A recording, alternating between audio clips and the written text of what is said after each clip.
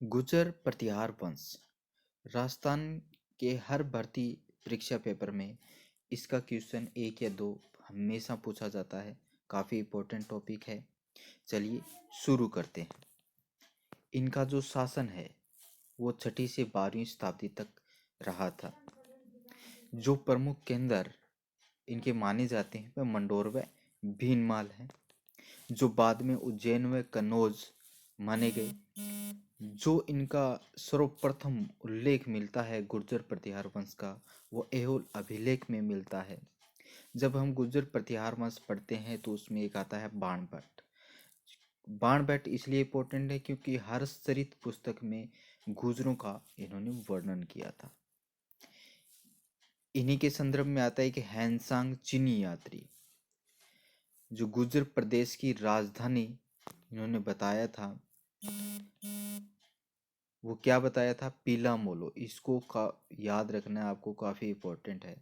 गुर्जर प्रदेश की राजधानी पीला मोलो।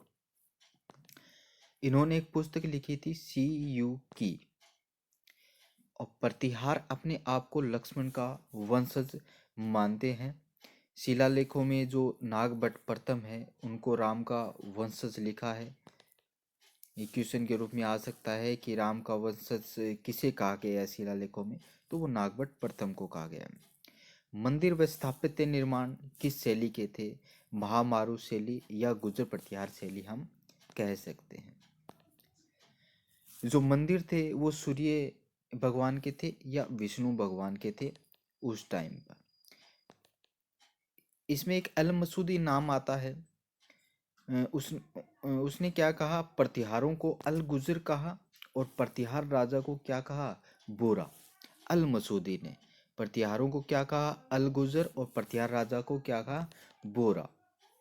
जो गौरी शंकर ओझा है उन्होंने प्रतिहारों को क्षत्रिय कहा है। जो शिलालेख इसमें है वो देखिए आप, एक कक्कू के टाइम का, एक बाउक के टाइम का। कक्कू के टाइम का क्या है? घटियाला शिलालेख। और बाउक का है मंडोर शिलालेख। ये अभी प्रीवियस ईयर पेपर में पूछे गए हैं दोनों। मोहनोत नैणसी प्रतिहारों की 26 शाखा। प्रतिहारों की 26 शाखाएं किसने बताई? मोहनोत नैणसी ने। कुल देवी, गुर्जर प्रतिहारों की कुल देवी कौन थी? चामुंडा माता। इसके बाद देखिए, जो इनकी पहली सबसे प्राचीन शाखा है वो मंडोर शाखा है। ठीक है, मंडोर शाखा और भीनमाल शाखा दोनों को अलग अलग पढ़िएगा। मंडोर शाखा में देखिए, ये सबसे प्राचीन शाखा कौन सी है? मंडोर शाखा। और सबसे पहले राजा देखिए हरिश्चंद्र। इनके उपनाम रोहिलिद्दी, प्रतिहारों का गुरु, आदि पुरुष, प्रतिहार वंश का संस्थापक, प्रतिहारों का मूल पुरुष। क्वेश्चन के रूप में पीछे आया कि प्रतिहारों का मूल पुरुष किसे कहा गया है, तो हरिश्चंद्र इनका करेक्ट आंसर था। हरिश्चंद्र की देखो दो रानियां थी। उसमें जो क्षत्रिय रानी थी उससे 4 पुत्र हुए, भोगभट, कक, रज्जिल और दह। और चारों ने मिलकर क्या? मंडोर जीता था। रज्जिल, इसके बाद राजा आता है रज्जिल। रज्जिल मंडोर को राजधानी बनाया था रज्जिल ने। मंडोर को राजधानी किसने बनाया था? रज्जिल ने। राजसूय यज्ञ भी किसने किया था? रज्जिल ने। तो रज्जिल को उपाधि, राजा की उपाधि जो किसने दी थी? दरबारी ब्राह्मण था नरहरि, उसने रज्जिल को राजा की उपाधि दी थी। रोहिंसकूप नगर में महामंडलेश्वर महादेव का मंदिर भी रज्जिल ने बनाया था। इसके बाद आता है नरभट्ट। नरभट्ट की उपाधि, इसको उपाधि दी गई थी पीली पीणी की उपाधि। और रोहिंसकूप नगर में विष्णु मंदिर बनवाया था। इसके बाद आता है नागभट्ट प्रथम। ये इंपॉर्टेंट है नागभट्ट प्रथम। ये पहले देखिए कि ये रज्जिल का पोता था। राजधानी मंडोर से इसने क्या बनाई? मेड़ता बनाई। इसके बारे में, नागभट्ट प्रथम के बारे में, ये मंडोर से मेड़ता काफी बार पूछा गया और हर बार पूछा जाता है। ये ध्यान रखना कि मंडोर से मेड़ता राजधानी किसने बनाई, तो नागभट्ट प्रथम। इसके बाद आते सिल्लुक, जोट प्रतिहार। ये कुछ से राजा आएंगे जिनका कोई क्वेश्चन अब तक नहीं पूछा गया है, ना ही कोई इंपॉर्टेंट है। ठीक है, जोट प्रतिहार जोट प्रतिहार का एकमात्र एक ही क्वेश्चन बनता है और इम्पोर्टेंट क्वेश्चन। प्रतिहारों में एकमात्र वीणा वादक कौन था? तो वो था जोट प्रतिहार। भीलादित्य के बारे में कोई इम्पोर्टेंट नहीं है। उसके बाद में आता है कक। कक के बारे में देखिए, बंगाल के धर्मपाल के विरुद्ध युद्ध में भाग लिया था इसने। इसका पुत्र बाउक भाटी वंश की पद्मिनी रानी से, जो ककुक है वो दुर्लभ देवी से, यानी कक की दो पत्नियां थी। एक तो भाटी वंश की पद्मिनी रानी थी और एक दुर्लभ देवी थी, मान लो। तो पद्मिनी रानी से बाउक हुआ था और दुर्लभ देवी से ककुक हुआ था। तो बाउक बाउक देखिए 837 ईस्वी में मंडोर के विष्णु मंदिर की प्रशस्ति लगवाई थी बाउक ने। और राजा मयूर को हराने वाला भी कौन था शासक? बाउक था। इसके बाद में ककुक का देखिए, दो स्तंभों का निर्माण करवाया था ककुक ने, एक तो मंडोर जोधपुर में और रोहिंसकूप नगर जोधपुर में, दोनों जोधपुर में है।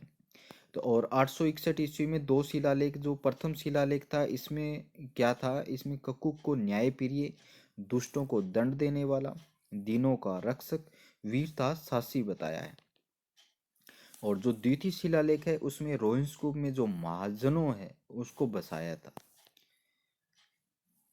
नोट लगा के लिखिए, इंपॉर्टेंट चीजें। 1395 ईस्वी में प्रतिहारों की इंदा शाखा ने मंडोर दुर्ग चुंडा राठौड़ को दहेज में दे दिया था। ये थी मंडोर शाखा। अब आती है भीनमाल शाखा। भीनमाल शाखा में देखिए नागभट्ट प्रथम। देखो, मंडोर शाखा में भी नागभट्ट प्रथम है और भीनमाल शाखा में नागभट्ट प्रथम है, दोनों अलग अलग है। ठीक है। नागभट्ट प्रथम इस जो भीनमाल शाखा का है उसका देखिए 730 ईस्वी से 760 ईस्वी तक रहा था। ये कहाँ का संस्थापक था? भीनमाल या जालोर का शाखा का संस्थापक माना जाता है इसे। इनको नागावा लोक व दरबार को, यानी नागभट्ट प्रथम को नागावा लोक और इनके दरबार को नागालोक दरबार कहा जाता था। नागभट्ट प्रथम के उपनाम देखिए, राम का प्रतिहारी किसे कहा जाता है? नागभट्ट प्रथम को। नारायण की मूर्ति का प्रतीक नागभट्ट प्रथम। क्षत्रिय ब्राह्मण नागभट्ट प्रथम। और इम्पोर्टेंट ये है कि उज्जैन को राजधानी किसने बनाया? तो वो भी नागभट्ट प्रथम। जो ग्वालियर अभिलेख था उनके अनुसार देखो मलेच्छ या अरबी सेना को पराजित किया था नागभट्ट प्रथम ने। और प्रतिहार साम्राज्य का वास्तविक संस्थापक कौन है? नागभट्ट प्रथम। कुकुक व देवराज इसके बाद में आते हैं। उसमें देखो मंडोर में विजय स्तंभ का निर्माण, यानी इसमें विष्णु मंदिर का निर्माण कुकुक व देवराज ने किया था। इनका जो पुत्र था वो वत्सराज था। और वत्सराज किससे हुआ था? रानी भूमिका देवी से हुआ था। जो वत्सराज है वो काफी इंपॉर्टेंट है, इसको अच्छे से याद कर लेना। इसका जो टाइमिंग है वो कितना रहा था? 783 ईस्वी से 795 ईस्वी। उपाधि रणहस्तिन की उपाधि इसे दी गई थी। और प्रतिहार राज्य की नींव डालने वाला शासक कौन था? वत्सराज था। और शैव मत का अनुयायी वत्सराज था। ओसियां जोधपुर में एक सरोवर व महावीर स्वामी का इसने मंदिर बनाया था। ये ध्यान में रखना, महावीर स्वामी का मंदिर किसने बनाया था? वत्सराज ने। पश्चिमी भारत का प्राचीनतम जैन मंदिर है ये, इसलिए इम्पोर्टेंट बनता है। तो ये वत्सराज के लिए ये महावीर स्वामी का मंदिर बनाया था, ये काफ़ी इम्पोर्टेंट है, याद रखना। और इसमें एक क्वेश्चन ये इसमें से पूछा जाता है, त्रिदलीय या त्रिकोणीय संघर्ष। कन्नौज उत्तरी भारत का प्रमुख, देखो ध्यान से देखना, ये कंफ्यूज क्लियर हो जाएगा। तो एक कन्नौज आता है इसमें, जो उत्तरी भारत का प्रमुख केंद्र है। पाल वंश है वो पूर्वी बंगाल का है। राष्ट्रकूट है वो दक्षिण का है। और संघर्ष के दौरान कन्नौज पर इंद्रायुद्ध व चक्रायुद्ध का शासन था। देखो, कन्नौज, पाल वंश, राष्ट्रकूट वंश, ठीक है, ये त्रिकोणीय संघर्ष था। और त्रिकोणीय संघर्ष के दौरान जो कन्नौज पर किसका? इंद्रायुद्ध। और कन्नौज पर इंद्रायुद्ध व चक्रायुद्ध का शासन था। इसके बाद देखिए नागभट्ट द्वितीय आता है। नागभट्ट द्वितीय का शासनकाल देखिए 795 ईस्वी से 833 ईस्वी रहा।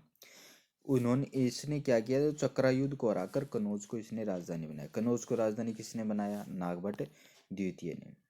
प्रतिहारों की कन्नौज शाखा का प्रारंभ करने वाला भी नागभट्ट द्वितीय है। परम भट्टारक महाराजा धीराज परमेश्वर की उपाधि किसे दी गई थी? नागभट्ट द्वितीय। काफी इंपॉर्टेंट क्वेश्चन। 833 ईस्वी में गंगा में जल समाधि भी किसने ली थी? नागभट्ट द्वितीय ने। बुचकला जोधपुर में विष्णु था शिव मंदिर किसने बनवाया था? नागभट्ट द्वितीय ने। जो बुचकला में इसने बुचकला जो जोधपुर में स्थित है विष्णु था शिव मंदिर बनवाया था। वर्तमान में शिव तथा पार्वती मंदिर नाम से प्रसिद्ध है। इसके बाद आता है रामभद्र। रामभद्र की हत्या रामभद्र के पुत्र मिहिर भोज ने की थी, जिसे पितृहंता कहा जाता है। मिहिर भोज इंपॉर्टेंट है वैसे, एक तो पितृहंता भी है ये। 836 ईस्वी 885 ईस्वी। उपनाम क्या है इसके? भोज प्रथम, आदिवरा, प्रभास पाटन, प्रतिहारों का सबसे शक्तिशाली शासक और प्रतिहारों में पितृहंता। अभिलेख क्या था? वरा अभिलेख 836 ईस्वी में। ग्वालियर अभिलेख में उपाधि दी गई थी आदिवरा की।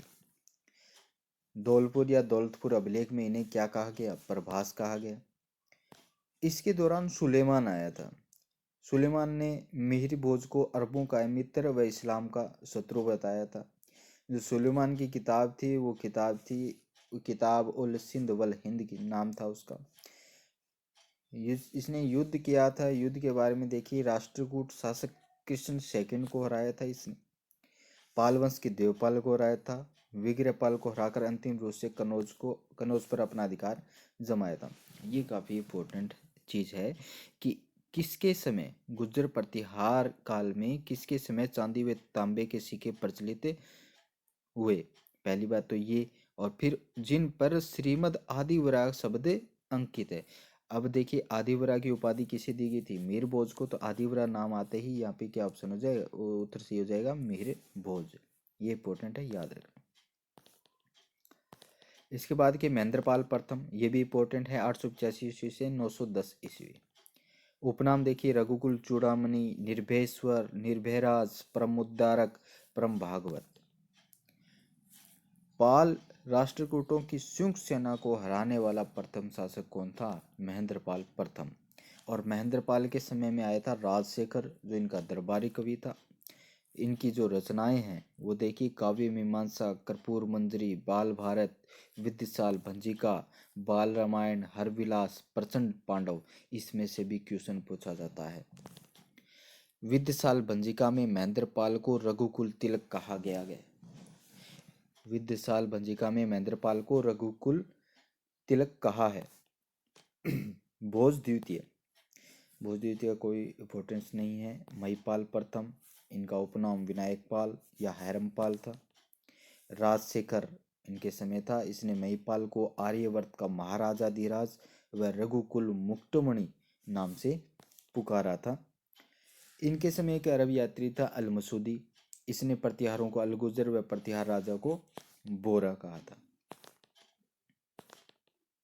महेंद्रपाल द्वितीय कोई इंपॉर्टेंस नहीं है। देवपाल, इसके बाद में विनायक पाल, इसके बाद में महिपाल द्वितीय, इसके बाद में विजयपाल, फिर राज्यपाल या राजपाल।